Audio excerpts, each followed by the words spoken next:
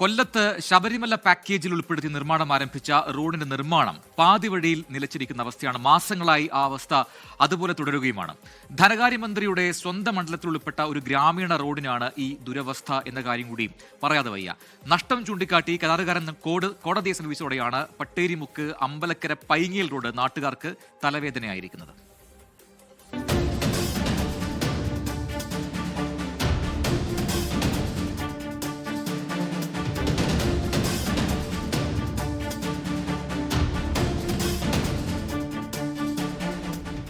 രണ്ടായിരത്തി 2021-22 കാലത്ത് ശബരിമല പാക്കേജിൽ ഉൾപ്പെടുത്തി 2.5 കോടി രൂപയാണ് പട്ടേരിമുക്ക് അമ്പലക്കര പൈങ്ങയിൽ റോഡിനായി അനുവദിച്ചത്.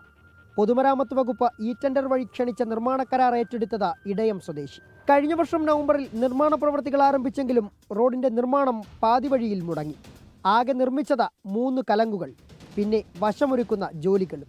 പൈങ്ങയിൽ മലവിള പട്ടേരി ജംഗ്ഷനിലോട് ചേരുന്ന 5.5 കിലോമീറ്റർ ദൈർഘ്യമുള്ള ഈ റോഡ് പകുതി പണി ആരംഭിച്ചിട്ട് നാളുകളേറെയായി. ഇതുവരെ അത് പൂർത്തീകരിക്കാൻ പറ്റാതെ ജനങ്ങൾ വളരെ ദുരിതത്തിലാണ്. ഞങ്ങൾ വളരെ കഷ്ടത്തിലാണ്. ഞങ്ങളിപ്പോൾ സ്കൂൾ കുട്ടികൾ 10-15 സ്കൂളിലോളം പോകുന്ന സ്കൂൾ ബസ് പോലും പോകാൻ പറ്റാത്ത നിലയിലുള്ള അവസ്ഥയിലാണ് ഇപ്പോൾ ആയിരിക്കുന്നത്. കൊട്ടാരക്കര, പത്തനാപുരം മണ്ഡലങ്ങളിൽ ഉൾപ്പെട്ട ഉമ്മന്നൂർ, വെളിയം, വെട്ടിക്കവല പഞ്ചായത്തുകളെ ബന്ധിപ്പിക്കുന്നതാണ് ഈ റോഡ്. 5.5 കിലോമീറ്റർ ദൈർഘ്യമുള്ള റോഡ് 4 സ്കൂളുകളിൽ ഉൾപ്പെടെ പഠിക്കുന്ന വിദ്യാർത്ഥികൾക്കടക്കം ആശ്രയമാണ്.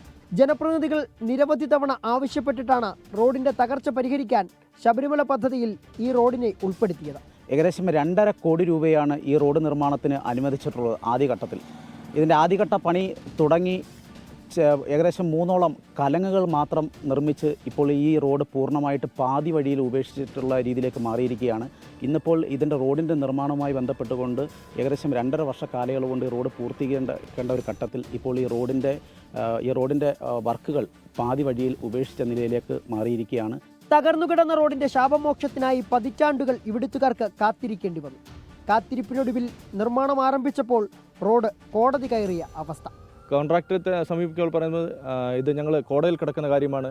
വീണ്ടും നമ്മൾ മന്ത്രിയുമായി ബന്ധപ്പെടുമ്പോൾ, അതിൻ്റെ ആളുകളുമായി ബന്ധപ്പെടുമ്പോൾ അവരും പറയുന്നത് കോടതിയിൽ കിടക്കുന്ന കാര്യമാണ്. ഈ കോടതിയിൽ കിടക്കുന്ന കാര്യം എന്ന് പറയുമ്പോൾ ഈ ജനങ്ങളുടെ ദുരിതം എങ്ങനെ പരിഹരിക്കപ്പെടും? ഇവർ ഓരോ കോടതികൾ മാറി മാറി മുന്നോട്ട് പോയാൽ ഇവിടുത്തെ ജനങ്ങളുടെ അവസ്ഥ എന്താണ്? നടന്ന നിർമ്മാണ പ്രവൃത്തികളിലും നിലവാരമില്ലെന്നാണ് നാട്ടുകാരുടെ പരാതി. ഈ നേരത്തെ ഇവിടെ ഈ 3ഇടത്തും കലങ്ങുണ്ടായിരുന്നു. അതിൻ്റെ കല്ലുകൾ തന്നെ ഇളക്കി അവിടെ തന്നെ അതുപോലെ തന്നെ അതിനേക്കായി നിലവാരമില്ലാത്ത രീതിയിൽ അവിടെ കെട്ടി കോൺക്രീറ്റ് ഷവലിൽ കൊണ്ടുവന്നിട്ട് അതിനകത്ത് അവിടെ കൊണ്ടിട്ട് യാതൊരു മാനദണ്ഡവും ഇല്ലാതെ അവർ അവിടെ സൈഡ് കെട്ടിക്കൊണ്ട് മേളി 10 റാഡ് വെച്ച് ചെറിയ രീതിയിൽ കോൺക്രീറ്റും ചെയ്തു പോയി. പൊതുമരാമത്ത് മുന്നോട്ട് വെച്ച പല മാനദണ്ഡങ്ങളും പാലിക്കാൻ കരാറുകാരൻ തയ്യാറായില്ലെന്നാണ് ആക്ഷേപം. കരാറിൽ നിന്നും ഒഴിവാക്കാൻ പാടില്ലെന്നു കൂടി കോടതിയോട് ഇയാൾ ആവശ്യപ്പെട്ടിട്ടുള്ളതായാണ് വിവരം.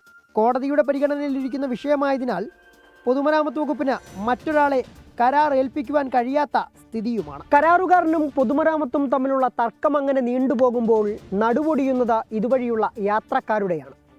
കോടതി വ്യവഹാരങ്ങളൊക്കെ പൂർത്തീകരിച്ച ഈ റോഡിനി എന്ന് നന്നാകുമെന്ന് ആർക്കും ഒരു വ്യക്തതയുമില്ല.